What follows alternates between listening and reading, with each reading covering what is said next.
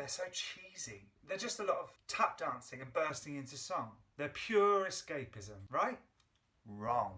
I'm Gus Gowland and this is Making Musicals.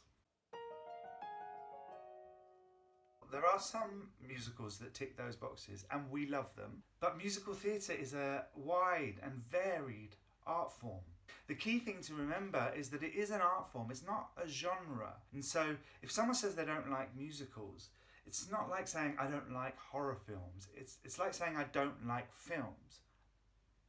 And that's bonkers. So if you think you don't like musicals, chances are you just don't like some types of musicals. And so we've got to find the musicals that you do like, and I'm here to help with that. I want to lay to rest some of the common myths and misconceptions about musical theatre, and together we can see and hear and learn about how exciting and innovative musical theatre can be. You won't find me arguing that shows like Anything Goes and 42nd Street are not frivolous. They're fun and loud, and they let you check your brain at the door and just feel.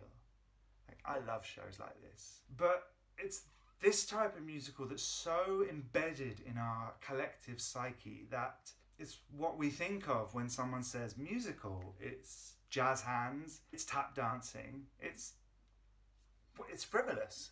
Musical theatre about a serial killer and his accomplice who cook people, put them into pies and sell them for a nice profit. It's not frivolous. A show about a black queer writer trying to negotiate his way through life. Not frivolous. Utterly blooming amazing. Check it out.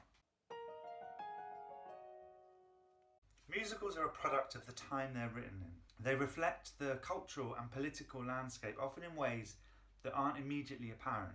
We all know that Hamilton hit the zeitgeist in its depiction of America then by America now. But actually musicals have been capturing the mood of society since, well, forever.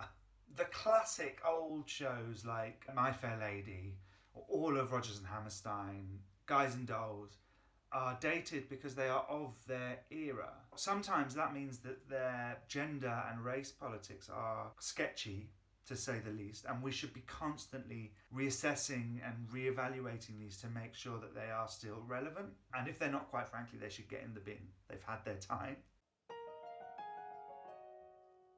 In the 1980s, there was a boom in musical theatre, which resulted in a few shows, those by Andrew Lloyd Webber, Bublé and Schoenberg, becoming enormous juggernaut hits. And they were replicated all over the world, from the actual show to the marketing campaigns to the merchandising. And thus, the mega musical was born. Now, because these shows were so all-encompassing, and they're still running today, the musical can seem a bit dated. They sound a little bit 80s. I'm looking specifically at the synths of Phantom here.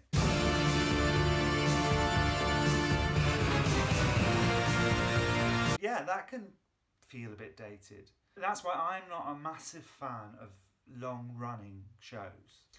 Let me explain. I love Les Mis. It's part of the reason why I do what I do, and it's a brilliantly made show.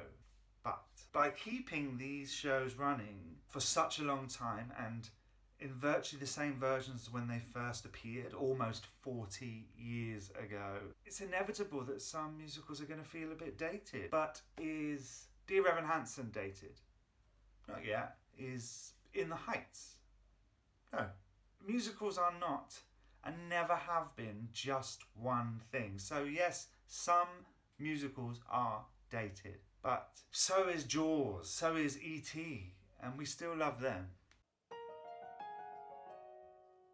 I hear this a lot.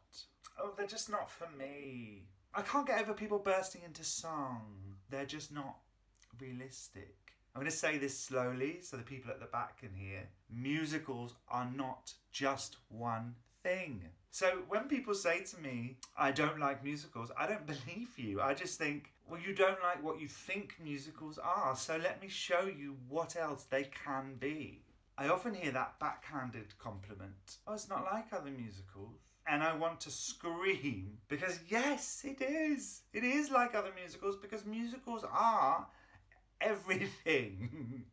I don't scream because that would scare them and defeat the point, but I do point out that even people who say that they hate musicals will have usually at least one show that they love, that means something really special to them. Maybe they watched Seven Brides for Seven Brothers every Sunday with their nan when they were growing up, or they just are super into Disney movies.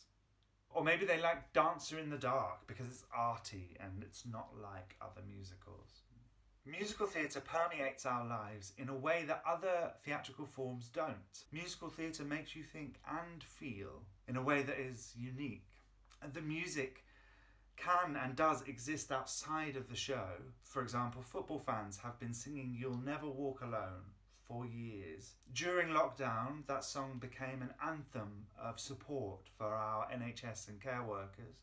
Captain Tom had a #1 hit with it in 2020. And that song was written by Rodgers and Hammerstein in 1945 for the musical Carousel.